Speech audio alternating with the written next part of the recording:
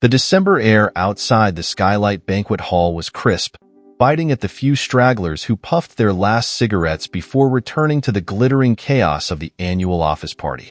Inside, the air buzzed with chatter, laughter, and the occasional off-key rendition of All I Want for Christmas Is You from the karaoke stage.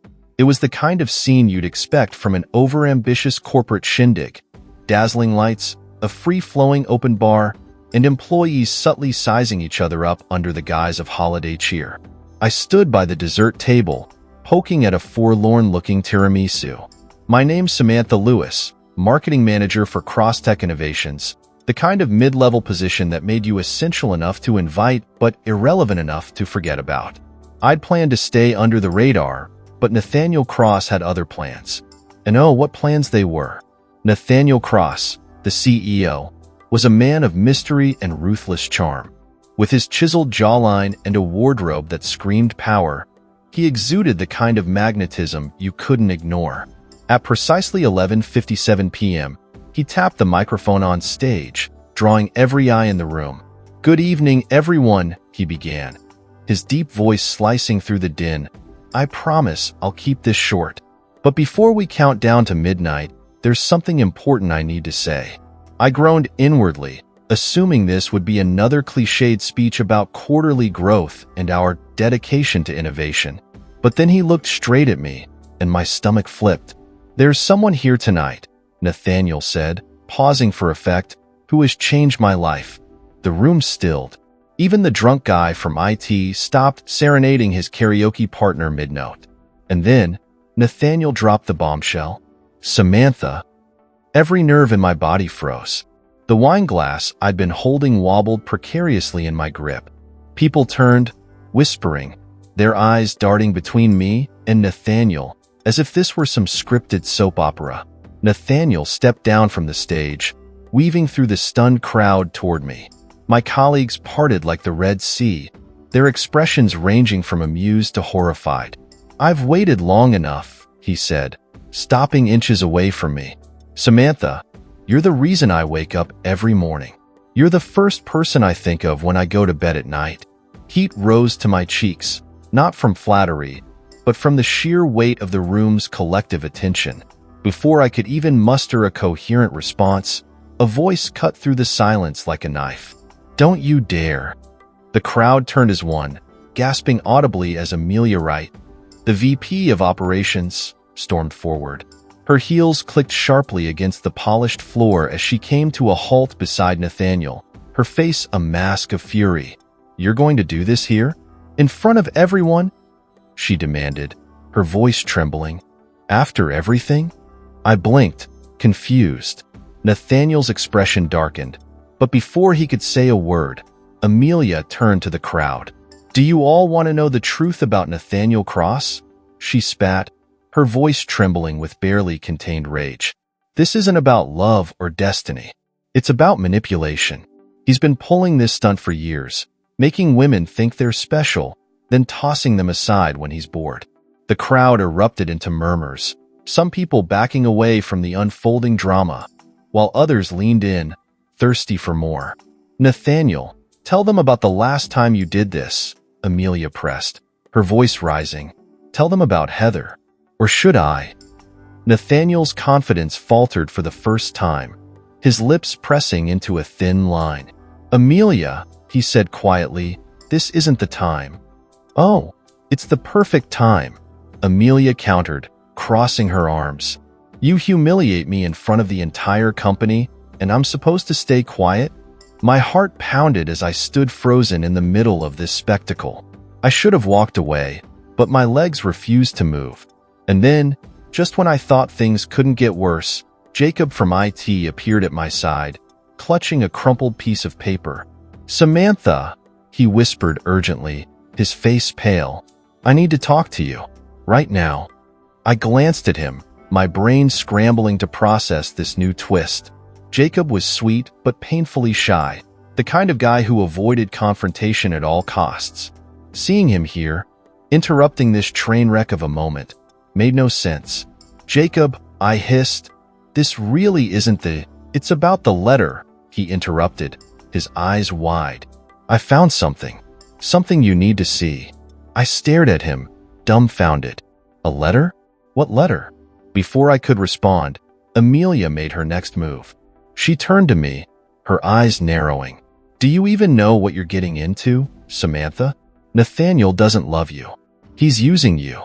The crowd murmured louder, the tension thick enough to cut with a knife. Nathaniel stepped forward, raising a hand as if to silence everyone. Enough, he said, his voice commanding. This has gone too far. But Amelia wasn't done. Oh no, Nathaniel, she sneered. We're just getting started. At that exact moment, Jacob grabbed my arm. Please, he whispered, just come with me. It's important. I hesitated, torn between the chaos unfolding in front of me and the strange urgency in Jacob's voice. Finally, I nodded, allowing him to lead me toward the lobby. Behind us, the sounds of shouting and gasps filled the room as Amelia dropped another bombshell revelation. I didn't catch all the details, but the words embezzlement and offshore account were loud enough to make my head spin. We reached the quiet sanctuary of the lobby, where Jacob handed me the crumpled letter. His hands shook as he spoke. I wasn't supposed to find this, he said, his voice trembling, but you need to read it. Now. I unfolded the paper, my heart racing.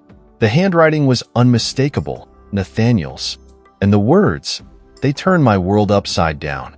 I stood in the hotel lobby, clutching the letter like it was a grenade about to go off. Around us, the muted hum of the front desk and the occasional jingle of the elevator bell provided a stark contrast to the chaos erupting in the party hall. Jacob's eyes were fixed on me, wide and insistent. Read it, he urged, his voice barely above a whisper. My fingers trembled as I unfolded the paper. The handwriting was neat but rushed, each word clawing at my sanity as I read, Samantha, if you're reading this, it means I didn't have the courage to tell you the truth in person. You have every right to hate me for what I've done, but please know it was never meant to hurt you. There are things about my life, about this company, that I've kept from everyone, even Amelia, but you deserve to know. Meet me at the terrace after midnight. I'll explain everything. Nathaniel.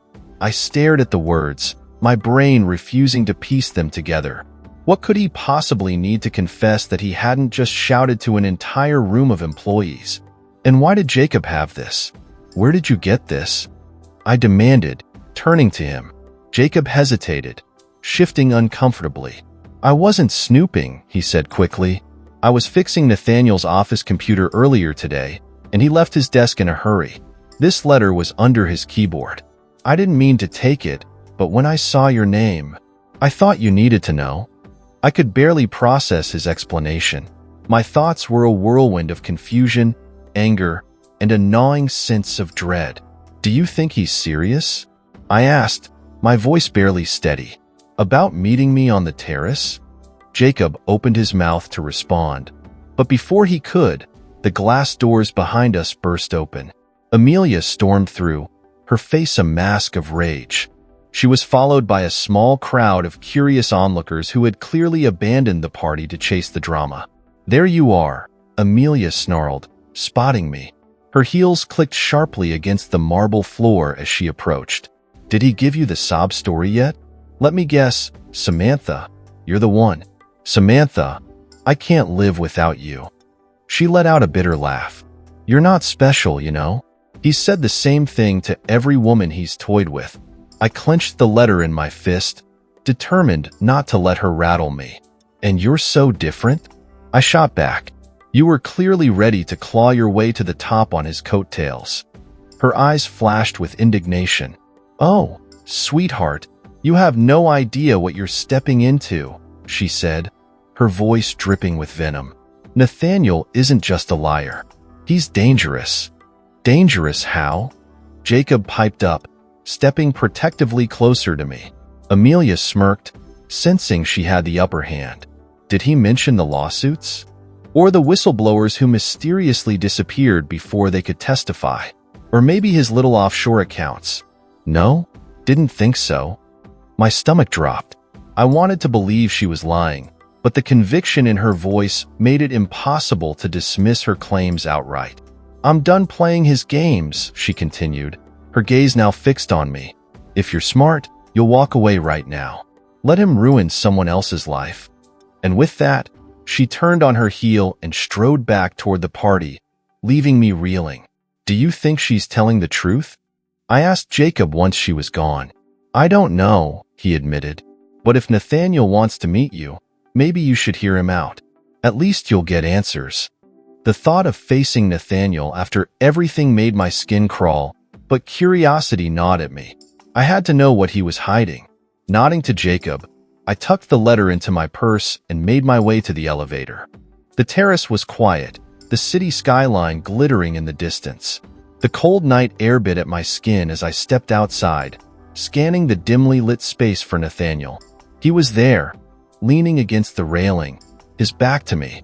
At first glance, he looked as composed as ever, but there was a stiffness to his posture that gave him away. "You came," he said without turning around. "Spare me the dramatics," I snapped, my frustration bubbling to the surface. "What do you want, Nathaniel? Why the public spectacle? Why the letter?" He finally turned to face me, and for the first time, I saw something I hadn't expected: vulnerability. It was unsettling, seeing the ever-confident Nathaniel Cross look genuinely unsure of himself. "I've made mistakes," he began, his voice quieter than usual. "More than I can count. But what I feel for you, it's real, Samantha. And I couldn't let another year go by without telling you." I crossed my arms, unwilling to let his words sway me. "You've been feeding me lies all night. What makes this any different?" He sighed, running a hand through his hair. "Because tonight isn't about what I want. It's about what you deserve to know." "Like what?" I pressed. Before he could answer, the sound of footsteps interrupted us. I turned to see Jacob stepping onto the terrace, his expression panicked. "You need to come inside," he said, glancing nervously between us. "Now." "What is it?" I asked, already dreading the answer. "It's Amelia," he said. She's saying you've been embezzling funds from the company." Nathaniel's face darkened. "That's absurd." Jacob shook his head. "She has emails, bank statements. She's showing them to everyone." Panic clawed at me as I tried to make sense of the accusation. Nathaniel looked equally stunned, though a flicker of something, fear, guilt, crossed his face. "She's lying," he said firmly. "I would never." "Then explain it." I cut him off. "Explain why she has evidence." Nathaniel didn't respond. The silence between us stretched on, heavy and suffocating. And then, just as I thought the night couldn't get worse, Jacob spoke again. "There's one more thing," he said hesitantly. "What?" I asked, my patience wearing thin. Jacob swallowed hard. "She's called the police. They're on their way." The terrace door slammed shut as the reality of Jacob's words sank in. Nathaniel's expression hardened, and for the first time, I felt a sliver of fear. "Samantha," he said, stepping toward me, "you have to trust me." But trust was the last thing on my mind as sirens wailed in the distance. The sirens were faint but growing louder, a menacing reminder that the chaos in the party hall was spilling over into the cold December night. Nathaniel's outstretched hand hovered in the air between us, but I couldn't bring myself to take it. His piercing gaze begged for trust, but the weight of Amelia's accusations crushed any instinct to give him the benefit of the doubt. "You want me to trust you?" I said, my voice trembling with a mixture of anger and disbelief. "Then tell me the truth, Nathaniel. Right now." "I already told you," he said, frustration flickering in his eyes. "Amelia is lying." "Then why does she have emails? Bank statements?" I shot back. "Are they fake? Or is there something you're not telling me?" Nathaniel hesitated, just long enough for my doubt to harden into suspicion. "I can explain," he said finally, his tone urgent but not convincing. "But not here. We need to leave before the police." "Leave?" I interrupted, incredulous. "Do you hear yourself? Running makes you look guilty." Before he could respond, Jacob stepped forward, inserting himself between us. Samantha's right. You need to stay and face this. If you're innocent, the truth will come out. Nathaniel's jaw tightened, and for a moment, I thought he might push past Jacob and bolt. But then he exhaled sharply, his shoulders sagging as if the fight had drained out of him. Fine, he said, his voice low. But I'm telling you both right now, Amelia will do anything to take me down. You can't believe a word she says. Jacob glanced at me, his expression skeptical, but before either of us could reply, the terrace door burst open. 2 uniformed police officers stepped out, their eyes scanning the small group until they landed on Nathaniel. Nathaniel Cross? One of them asked, his tone firm but not aggressive. Yes, Nathaniel replied, standing a little taller. We need you to come with us, the officer said. You're under investigation for embezzlement and fraud. The words hung in the air like a thunderclap. My heart hammered in my chest as I watched one officer approach Nathaniel while the other stood guard, his hand resting lightly on his holstered weapon. This is a mistake, Nathaniel said, his voice steady but laced with tension. Whatever evidence you've been given, it's not what it seems. You can explain that downtown, the officer replied, pulling a pair of handcuffs from his belt. Turn around, please. Nathaniel, I whispered, the surrealness of the moment rendering me nearly speechless. He turned to look at me, and for a split second, I saw something in his eyes. Fear, yes, but also a desperate plea. Then, without warning, he pivoted on his heel and ran. The officers shouted after him, one taking off in pursuit while the other called for backup. Jacob grabbed my arm, pulling me back toward the terrace railing as the chaos unfolded. What the hell is he doing? Jacob muttered, his grip tight. I didn't answer because I didn't have one. My mind was spinning, trying to reconcile the man who had just bolted from the police with the Nathaniel I thought I knew. Inside the banquet hall, the mood was a mixture of intoxicated confusion and schadenfreude. Amelia stood at the center of a small crowd, a self-satisfied smirk on her face as she scrolled through her phone. She's loving this, Jacob muttered as we entered. I spotted Amelia just as she raised her voice to address the room. In case anyone's wondering, she announced, holding her phone aloft, the evidence is airtight. Emails, wire transfers, even recordings of Nathaniel admitting to moving company funds offshore. He's finished. The crowd murmured, some openly gawking while others exchanged whispers. My stomach churned. As much as I hated to admit it, her confidence was unnerving. You look pale, Samantha, Amelia said suddenly, her sharp eyes locking onto me. Starting to realize you backed the wrong horse? I didn't respond, unwilling to give her the satisfaction, but she wasn't done. You know, she continued, stepping closer, I actually feel bad for you. He really had you fooled, didn't he? Must have been quite the speech he gave out there. Why are you doing this? I snapped, my anger finally breaking through. If you've already destroyed him, why twist the knife? Amelia's smirk widened. Because, sweetheart, Nathaniel Cross deserves every ounce of humiliation coming his way. And if you're collateral damage, well, so be it. Before I could reply, a commotion erupted near the main entrance. The officer who had chased Nathaniel was back, out of breath but empty-handed. He's gone, the officer said to his partner. Lost him in the parking garage. Amelia's expression darkened. What do you mean, he's gone? He can't just disappear. Ma'am, the officer replied coolly, we'll find him. It's only a matter of time. But something about the way he said it didn't reassure me. If Nathaniel was desperate enough to run, what else was he capable of? The party began to disperse shortly after, leaving behind a room full of half-empty glasses and the lingering scent of disappointment. Jacob stayed by my side as we left the venue, his presence a small comfort in the chaos. As we stepped into the cold night air, my phone buzzed. I pulled it from my pocket, expecting a message from HR about the inevitable fallout. But the number was unlisted. Hello? I answered hesitantly.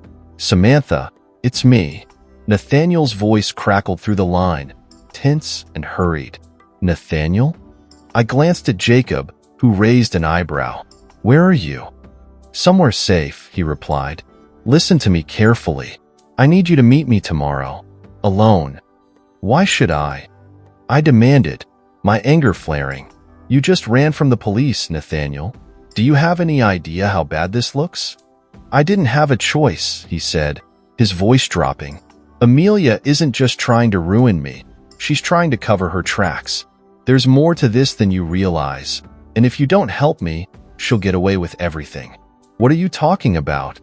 I asked, my frustration mounting. "I can't explain over the phone," he said. "Meet me at the Old Foundry Cafe, 9 a.m. Please, Samantha. You're the only one I can trust." The line went dead before I could respond. I stared at the phone, 1,000 questions swirling in my mind. "What did he say?" Jacob asked. "He wants to meet," I replied, my voice hollow. "Says there's more to the story." Jacob frowned. "Do you believe him?" I didn't know how to answer, but one thing was certain. Whatever Nathaniel had to say, it would only pull me deeper into the fire. The morning after the party dawned cold and gray, with an icy mist clinging to the streets. My head throbbed from a restless night spent replaying Nathaniel's words over and over again. I should have ignored him, let the authorities sort out whatever mess he had created, but something in his voice had anchored itself in my chest. He sounded desperate, and despite my better judgment, I couldn't shake the feeling that he might be telling the truth. At exactly 9 a.m., I walked into the Old Foundry Cafe, a small, run-down diner on the edge of the city. Its faded green booths and flickering neon sign felt worlds away from the glitz of last night's venue. Nathaniel was already there, seated in a corner booth with his back to the wall. His suit was gone, replaced by jeans and a plain black sweater, but the sharp intensity in his eyes was unmistakable. "You came," he said softly as I slid into the seat across from him. "Let's get one thing straight," I replied, keeping my tone icy. "I'm not here because I trust you. I'm here because I want answers. You've dragged me into whatever this is, and I deserve to know the truth." He nodded, clasping his hands together on the table. "Fair enough. I'll tell you everything." Nathaniel's story was more convoluted than I could have imagined. According to him, the accusations against him had been meticulously orchestrated by Amelia. She wasn't just a spurned lover seeking revenge. She had been siphoning money from the company for years, using Nathaniel as the perfect scapegoat. "She knew the spotlight would always be on me," he explained. "The flashy CEO with the picture-perfect life. Nobody would think to look at the quiet, dependable VP handling operations in the background." "And the evidence?" I asked skeptically. "Emails? Bank transfers?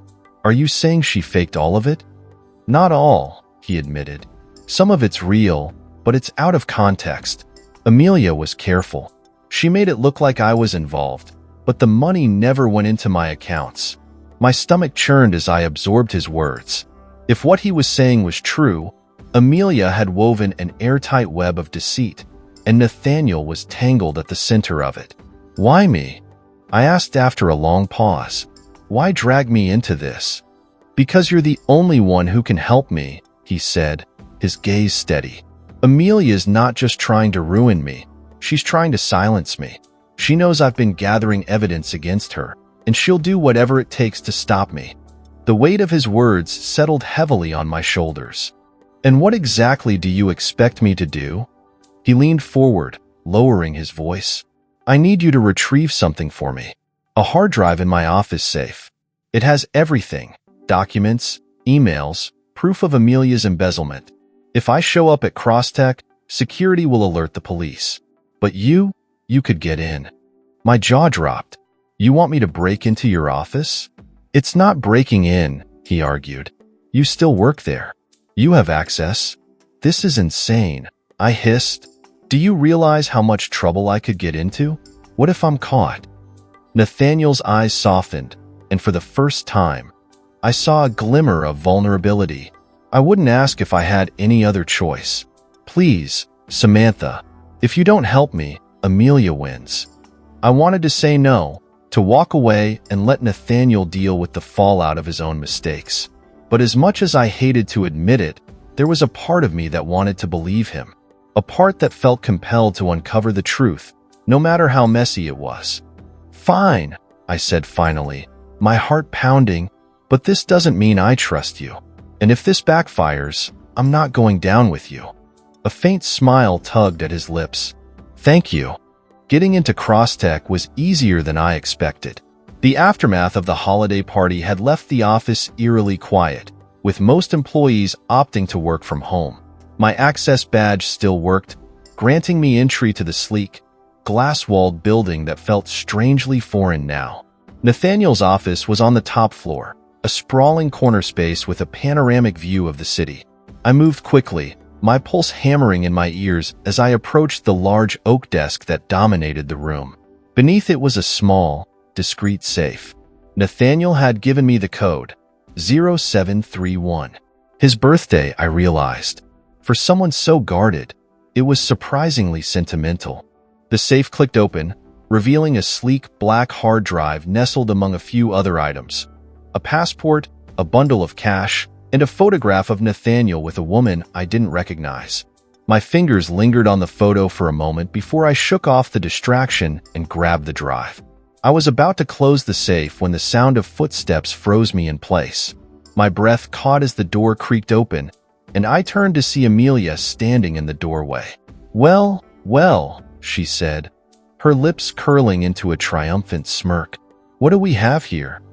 My heart plummeted. "Amelia, this isn't what it looks like." "Oh, I think it's exactly what it looks like," she replied, stepping into the office. "You're playing errand girl for Nathaniel, aren't you? I warned you, Samantha, but you just couldn't resist getting involved." I straightened, clutching the hard drive behind my back. "I don't know what you're talking about." Amelia's eyes narrowed. "Save the act. Hand it over, and maybe I'll consider letting you walk out of here." "Why are you doing this?" I demanded. "If you're innocent, why go to such lengths to stop him?" She laughed, a harsh, humorless sound. "Innocent? Oh, sweetheart, don't be naive. The world doesn't reward innocence, it rewards power." Nathaniel was sloppy. He deserved to lose. The coldness in her voice sent a chill down my spine. I knew I had to think fast. "Even if I gave this to you," I said, stalling, "what's stopping him from exposing you another way?" Amelia's smirk faltered, just slightly. It was all the confirmation I needed. She was bluffing. Nathaniel's evidence had her cornered, and she knew it. Before she could respond, I lunged for the door, the hard drive clutched tightly in my hand. Amelia shouted after me, her voice echoing down the empty hall, but I didn't stop. I reached the elevator and jabbed the button repeatedly, my breath coming in shallow gasps. The doors slid open just as Amelia rounded the corner, her heels clicking furiously against the marble floor. "You're making a mistake," she hissed, her face twisted in rage. "Maybe," I shot back, stepping into the elevator. "But at least I'm not you." The doors closed on her furious expression, and I sank against the wall, clutching the hard drive like it was my lifeline. As I exited the building and stepped into the cold morning air, my phone buzzed in my pocket. It was a message from Nathaniel. "Did you get it?" I stared at the screen, my mind racing. I had the evidence, but I was no longer sure I could trust anyone. Not Nathaniel, not Amelia, not even myself. The real question wasn't whether I had the hard drive. It was what I was going to do with it. I stared at Nathaniel's text, my heart pounding like a drumbeat echoing in an empty chamber.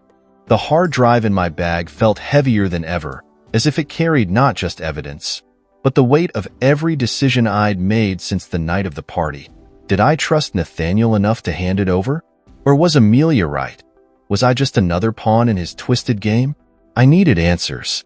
Nathaniel's safe house was an old, abandoned loft on the outskirts of the city, its cracked windows and peeling paint a far cry from the pristine offices of CrossTech. I found him pacing inside, his phone in hand and his jaw clenched in frustration. When he saw me, his eyes lit up with a mixture of relief and urgency. "You have it?" I held up the hard drive, my expression unreadable. "I have it. But before I give this to you, you're going to tell me the truth." The whole truth. Nathaniel exhaled sharply, running a hand through his hair. Fine. What do you want to know? Everything, I said firmly. Amelia's accusations, the offshore accounts, the embezzlement. Is any of it true? For a moment, he didn't respond. Then he nodded, his shoulders sagging. Some of it, but not the way she's framing it. Explain, I demanded, my voice cold. Nathaniel gestured for me to sit, but I remained standing. Amelia and I, we were partners, he began. Not just in business, but in everything. When I took over Crosstech, she helped me streamline certain processes, off-the-books deals, moving funds around to secure contracts. It wasn't clean, but it wasn't theft. We both benefited. I swallowed hard, the walls of my trust crumbling further. So you're admitting to fraud? I'm admitting to survival, he shot back, his voice rising. Do you know how competitive this industry is? If I hadn't made those moves, Crosstech would have gone under years ago. And Amelia? He laughed bitterly. She wanted more. Always more. When I tried to cut her off, she turned on me. The accusations, the police, all of it. It's her way of taking me down before I could expose her. The pieces of the puzzle began to fit together, but the picture they formed was far from clear. Why involve me? I asked. Why not just go to the authorities with your evidence? Nathaniel leaned forward, his eyes intense. Because I'm not stupid. The authorities don't care about the truth. They care about who has the better story. And right now, Amelia has the upper hand. But with this, he said, gesturing to the hard drive, we can turn the tables. We. I echoed, my stomach tightening. Yes, Samantha. We. You're in this now, whether you like it or not. Before I could respond, the sound of footsteps echoed from the stairwell. Nathaniel froze, his expression shifting from confident to alarmed. She's here, he muttered. Who? I asked, panic creeping into my voice. Before he could answer, the door burst open, and Amelia stepped inside, flanked by two men in suits. One of them was holding a gun.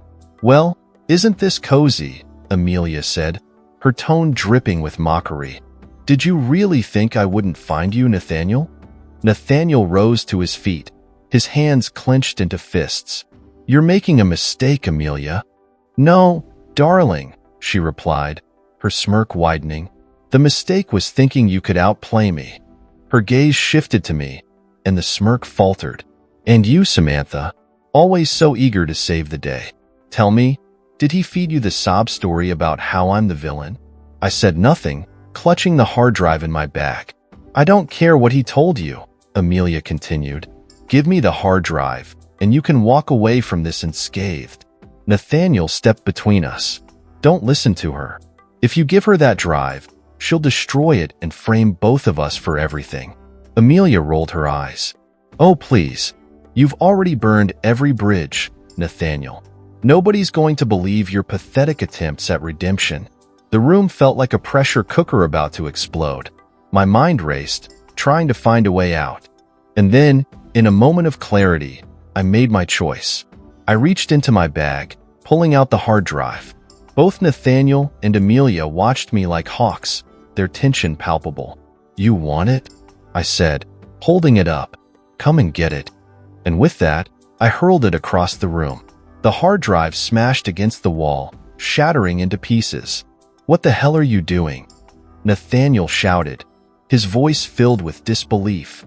Amelia's smirk vanished, replaced by fury. You stupid! But before she could finish, the sound of sirens filled the air. You called them, Amelia hissed, her eyes narrowing.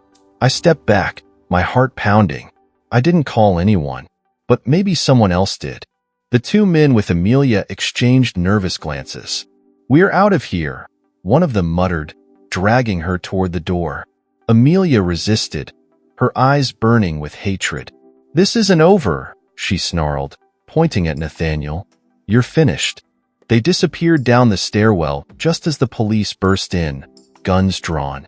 Hours later, after endless questioning, I sat in my apartment, trying to process everything. Nathaniel had been taken into custody, along with Amelia, after a second hard drive was recovered from his car, one he hadn't told me about. The evidence implicated both of them, leaving me as an unwilling witness to their web of lies and betrayal. In the end, neither of them got away clean. A week later, I received an anonymous package, a letter and a USB drive. The letter read, "Samantha, if you're reading this, it means I couldn't tell you in person. I wanted to thank you for everything. The USB contains the real story. Do with it what you will. Just know that the truth isn't always black and white." And I stared at the USB drive, weighing the choice before me. Did the world deserve to know the truth? Or was this one secret better left buried? I hesitated, then set the USB on my desk, unresolved. The twists and turns had taught me one thing. In a world of lies, sometimes even the truth is a weapon.